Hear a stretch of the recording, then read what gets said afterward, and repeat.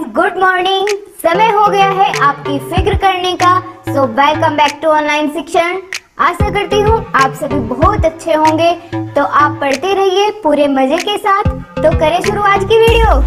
House the जोश। Hi ma'am. So guys, हम पढ़ रहे हैं पौधों के विभिन्न भाग और उनके कार्य। कल हमने पढ़ा जड़ और उसके कार्य। पौधा क्या होता है, जड़ कौन कौन सी प्रकार की होती है और कैसी होती है। आज हम जानेंगे तने के बारे में। यह जड़ तंत्र के ऊपर वाला हिस्सा होता है जो प्रहोतंत्र में आता है। तो जानते हैं चलो इसके बारे में। पौधे का वह भाग जो भूमि के ऊपर भ्रूण के प्रांकुर से विकसित होकर पृथ्वी के गुरुत्वाकर्षण के विपरीत प्रकाश की ओर बढ़ता है, तना कहलाता है। इससे शाखाएं, पत्ते, फूल और फल उत्पन्न होते हैं। देखते हैं अब तने के कार्य। कौन कौन से कार्य होते हैं तने के। सबसे पहला है पौधे को सहारा देना, जो काफ़ी आवश्यक भी है। हर एक पार्ट पौधे का अपने आप में काफ़ी महत्वपूर्ण होता है, उसका काम अलग होता है।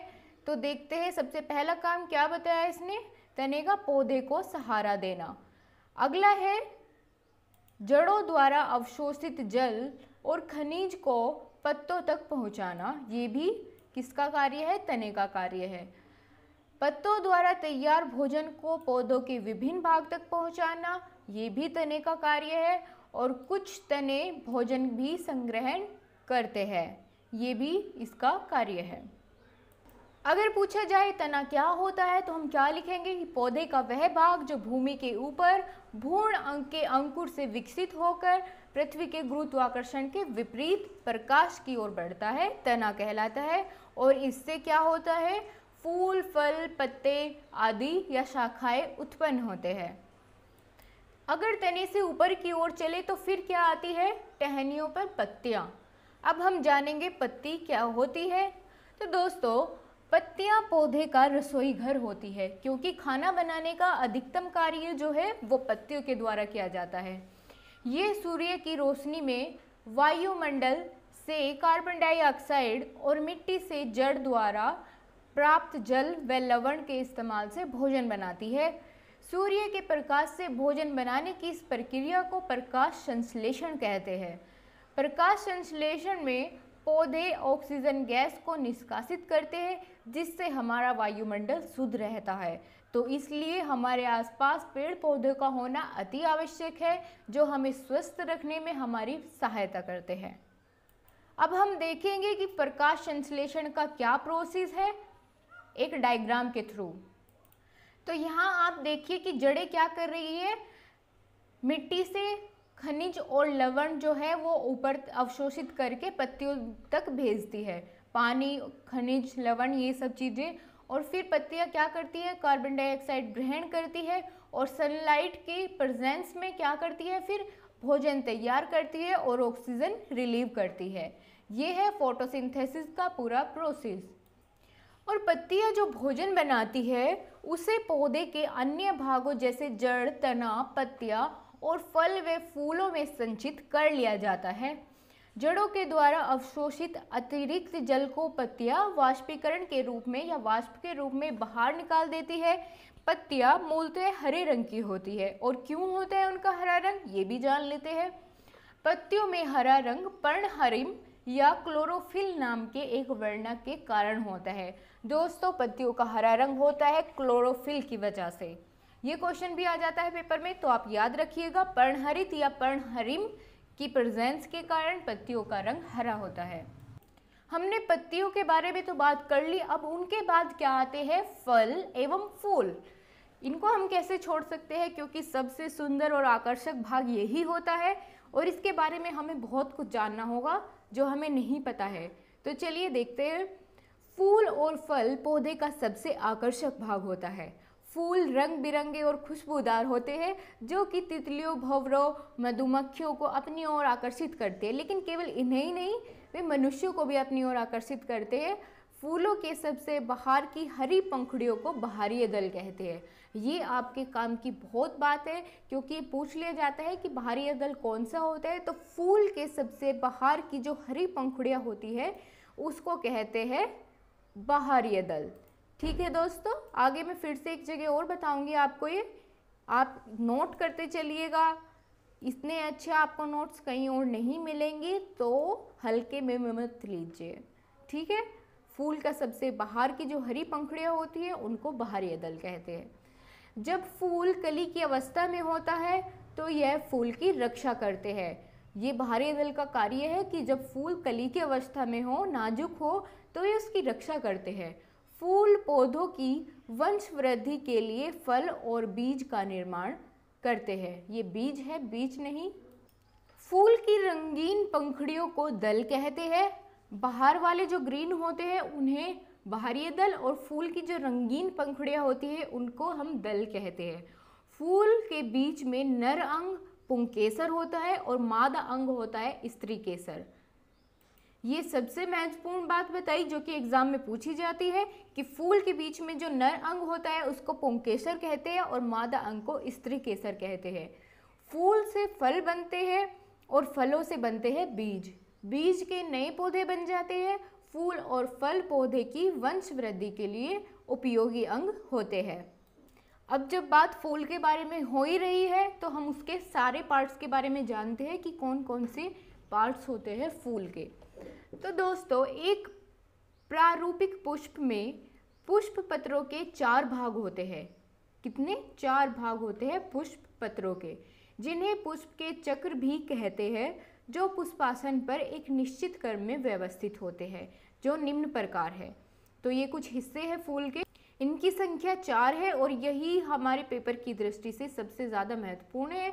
हम इन चारों के बारे में अच्छे से जान लेते हैं कि ये होते क्या है। एक है बाहरी दल, जिसे बाहरी दलपुंज भी कहा जाता है। अब यहाँ डायग्राम में देखते हैं कहाँ है, ये है बाहरी दल, जिसके बारे में हमने अभी ऊपर बात की कि हरे रंग की जो पत्तियाँ होती है फूल के बाहर की तरफ जो इसकी रक्षा करती है, ये होती है बाहरी दल।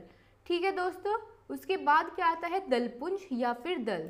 जो फूल का रंगीन हिस्सा होता है, ये वाला पंखुड़ी, इनको हम दल बोलते हैं। ठीक है दोस्तों, उसके बाद क्या आता है पुमंग। अभी हमने ऊपर पढ़ा कि पुमंग किसको बोलते हैं, ये नर पुष्पांग होता है। ये रहा यहाँ पे पुंकेसर या फिर पुमंग, ये है इसका मेल पार्ट। उसके बाद किसकी बात हुई, जायांग। तो दोस्तों इधर ये वाला पार्ट है, ये है इसका जायांग, जिसको अंडप, ये सारे मिला के इसको अंडप बोलते हैं, लेकिन ये होता है जायांग। ठीक है, आपको समझ आ गया होगा अच्छे से। और दोस्तों इस तरह का चित्र फूल का हमारे एग्जाम पेपर में बिल्कुल आ जाता है बनाने के लिए, लास्ट ईयर पेपर में आया हुआ भी है, तो आप देख लीजिए अच्छे से। तो कौन कौन से 4 पार्ट बताए इन्होंने, ये है बाहरी दल इधर, फिर इधर होता है पुंकेसर, इधर आ जाते हैं दल और अंडप या फिर जायांग।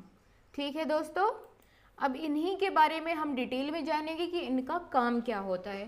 तो दोस्तों जो 2 अंग मैंने पहले बताए कि बाहरी दलपुंज और दलपुंज, इन्हें कहते हैं पुष्प के सहायक अंग। ठीक है ना, ये होते हैं पुष्प के सहायक अंग। ये पुष्प के वे भाग हैं जो पुष्प के कार्य अर्थात प्रजनन की क्रिया में भाग नहीं लेते, परंतु उसमें सहायक होते हैं। तो वे कौन कौन से भाग बताए, बाहरी दलपुंज व दलपुंज। बाहरी दलपुंज क्या होता है, यह पुष्प का प्रथम चक्र या भाग होता है, सामान्यतः हरे रंग का होता है। आप यहाँ इस पिक्चर में देख सकते हैं, ये है बाहरी दलपुंज, जो हरे रंग का पार्ट आपको दिखाई दे रहा है। अब देखते हैं दलपुंज। यह पुष्प का द्वितीय भाग होता है या चक्र होता है। यह रंगीन भाग होता है तथा कीटों को आकर्षित करता है और परागकण की क्रिया करने में सहयोग करता है। ये पार्ट होता है दलपुंज। ठीक है दोस्तों, आपको अब बिल्कुल क्लियर हो गया होगा, कोई प्रॉब्लम नहीं होगी। सहायक अंगों के बारे में हमने जान लिया है। अब पुष्प के जो सबसे आवश्यक अंग होते हैं उनके बारे में हम जान लेते हैं। तो दोस्तों वे कौन कौन से अंग होते हैं, पहले इनका काम देखते हैं। ये पुष्प के वे भाग या चक्र होते हैं जो प्रजनन की प्रक्रिया में भाग लेते हैं। वे निम्नलिखित है, पहला है पुमांग और दूसरा होता है जायांग। पुमांग का क्या कार्य होता है, यह पुष्प का तीसरा चक्र या भाग होता है तथा पुष्प नर प्रजनन अंग है। इसकी एक इकाई को पुंकेसर कहते हैं। जैसे अभी हमने पीछे पढ़ा तो दोस्तों ये जो आपको दिख रहा है ये होता है पुंकेसर। ठीक है, आगे देखते हैं अगला भाग जो इसका है जायांग। यह पुष्प का चौथा भाग होता है, यह चक्र होता है, यह पुष्प के मादा प्रजनन अंग होता है। इसकी एक इकाई को अंडप कहते हैं। जो ये आपको बीच में दिख रहा है ये है जायांग। ठीक है दोस्तों, और इसकी जो बड़ी फॉर्म है वो आप यहाँ पे देख सकते हैं, और ये पुमंग की, ये जायांग की। ठीक है दोस्तों, अब आपको बहुत अच्छे से क्लियर हो चुका होगा। तो दोस्तों आज हमारा ये चैप्टर कंप्लीट हो गया है। हमने पूरी डिटेल में पढ़ लिया है कि पौधे के कौन कौन से पार्ट्स होते हैं, उनका क्या कार्य है और किस तरह से वे काम करते हैं। हमने ये पूरी चीज़ें बहुत अच्छे से क्लियर कर ली है। ठीक है दोस्तों, अब आपके लिए मैं नेक्स्ट वीडियो में कुछ क्वेश्चंस दूंगी, या फिर मैं अभी बोल देती हूँ कि आप मुझे ये बताइए जड़ कितने प्रकार की होती है और उनके बीच दो डिफरेंस। ठीक है, और उनके एग्जाम्पल भी ज़रूर बताइएगा। और आपके लिए क्वेश्चन यह है कि पुष्प नर अंग कौन सा होता है। तो मिलते हैं नेक्स्ट वीडियो में, तब तक के लिए बाय बाय, टेक केयर। तो अगर कोई भी पॉइंट आपको समझ नहीं आया तो कमेंट बॉक्स में कमेंट करिएगा, मैं नेक्स्ट वीडियो में उसको फिर से एक्सप्लेन करूंगी। और अगर वीडियो अच्छी लगी है तो लाइक करें, आप चैनल पर नए हो तो सब्सक्राइब कर बेल आइकन को प्रेस करना बिल्कुल ना भूलें, अपने दोस्तों के साथ शेयर करें। Thank you.